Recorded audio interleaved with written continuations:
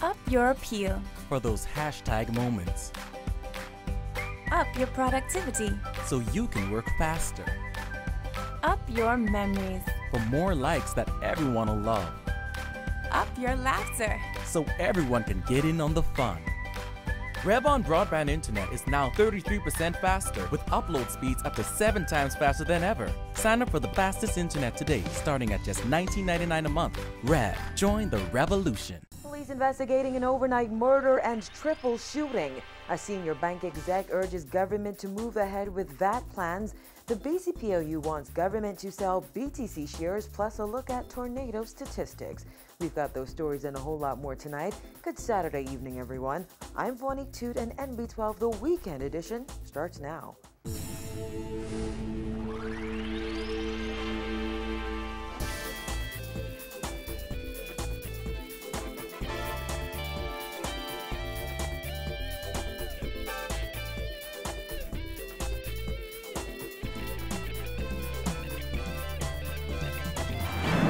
News: the weekend got off to a bloody start last night as police reported several incidents, including a murder and triple shooting.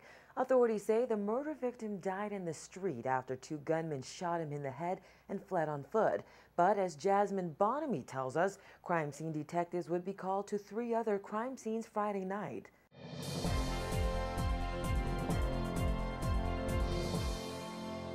Another man was murdered overnight, and police say this latest shooting took place as he was walking along Quarter Avenue. Assistant Commissioner of Police Anthony Ferguson was at the scene last night and said the victim was shot execution style. Upon examination, it appears to be an apparent gunshot injury to the back of the head. ACP Ferguson says as the 2 gunmen fled on foot, they opened fire on people in the area. 2 males were seen running from the area where the body was found. And as those 2 males were running onto Palm Beach Street South, there were 2 persons passing in the area who these males also discharged gunshots after. The victim died at the scene. Detectives and crime scene investigators scoured the scene last night for clues and interviewed witnesses. But the bloodshed didn't end there. Authorities also reported several overnight shootings, including a triple shooting that left 2 women and 1 man in hospital. Police say the trio was standing by a vehicle on Plantal Street around 10 last night when they were shot. One of the women is in critical condition tonight after being shot multiple times. The other 2 victims are in stable condition. Just minutes before the triple shooting, police say a gunman ordered a man to get out of his vehicle, which was on Minnie Street and Moore Avenue, and shot him in the right thigh.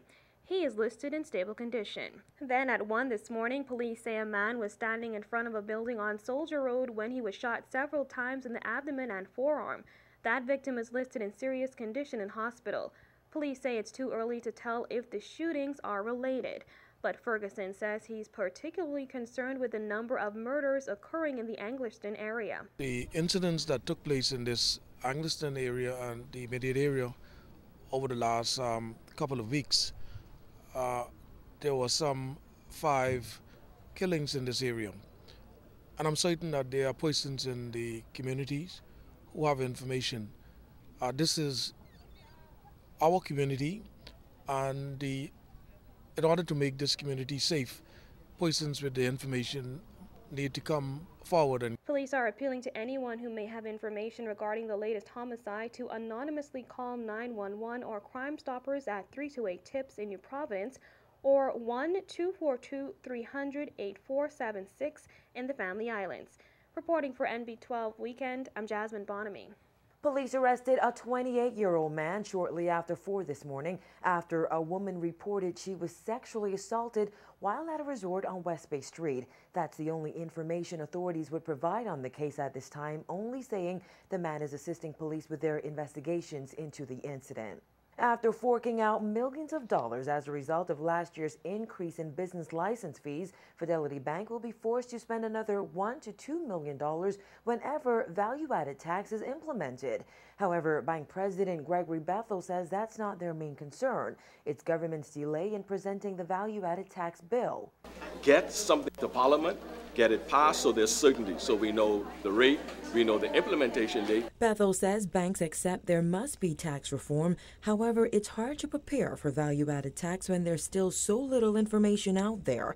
Prime Minister Christie recently indicated the rate would be lower than 15%, but hasn't given a new rate. Additionally, he hinted VAT implementation might not happen on July 1st, but hasn't given a new date. Bethel says the government needs to get on with it. We can't spend money to change our computer software, to change our materials that we provide our customers, to do training for our staff until we know when and how much. Then we can commit those funds. So we're just waiting now for the cabinet to get something approved, get it to Parliament, and let's get on with it. President of Royal Fidelity Merchant Bank and Trust Michael Anderson also expressed concern about the lack of information. I think there's numerous uncertainties associated with that, okay, both as to how much it will collect through it, exactly how it's going to work in different industries. There's still a number of discussions taking place with different industry members.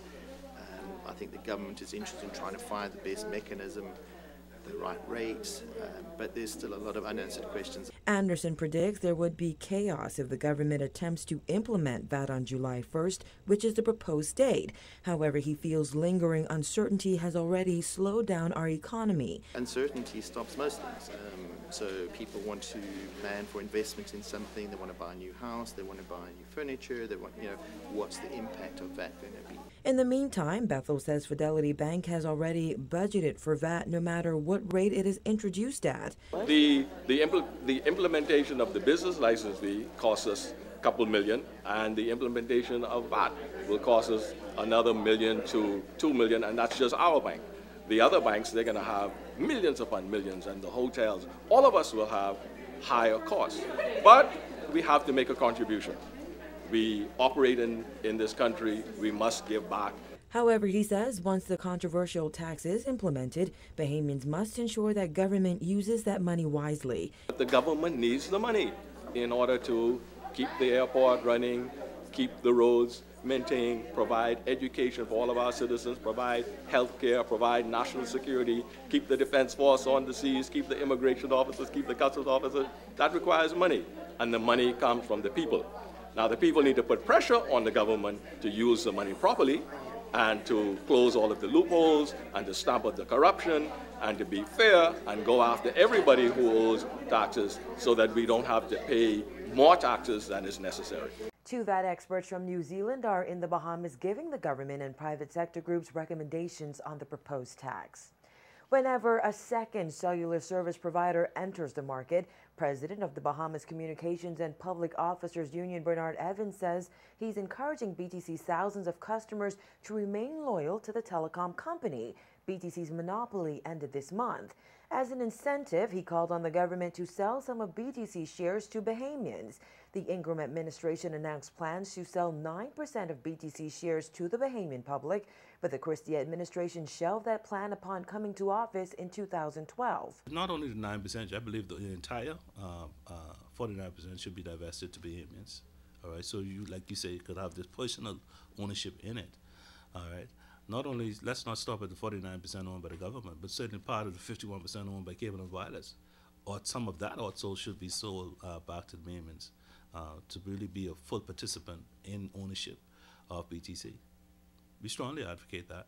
Prime Minister Christie has since indicated that he is minded to offer shares in BTC to the public, adding government has no interest in having managerial control of BTC. Evans says while Bahamians have always gravitated toward new companies and products, BTC has been here and will always be here. From a loyalty perspective, to still understand that BTC is their company, albeit 49 plus whatever percent that is, all right, it's still a Bahamian company. And it's still ours, even though it's been managed by a foreign entity who seemingly holds 51% or whatever it is.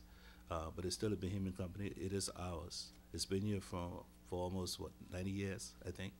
I think it's made significant contributions to the social development of the country. I believe it can continue to do so. And just be mindful, not that you have a new player on the block and just throw aside what you've had all these years. And speaking of competition, another company has confirmed it will be bidding on the nation's second cellular license when the process begins. In fact, Cable Bahamas executives say $350 million has been invested in the network. Head of cable marketing David Burrows says the company is uniquely positioned and has a long-standing history in the local communications market.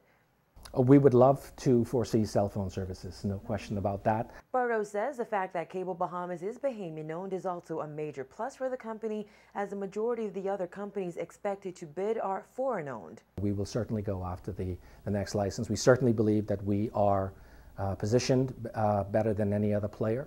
We're in the market. We're a 100% Bahamian company. We have already established ourselves as the communications leader in the country. We feel pretty good that we are positioned better than just about anyone for this. When NB12 Weekend returns in New Abaco Airport to open next month, plus what you should know about tornadoes. So stay with us.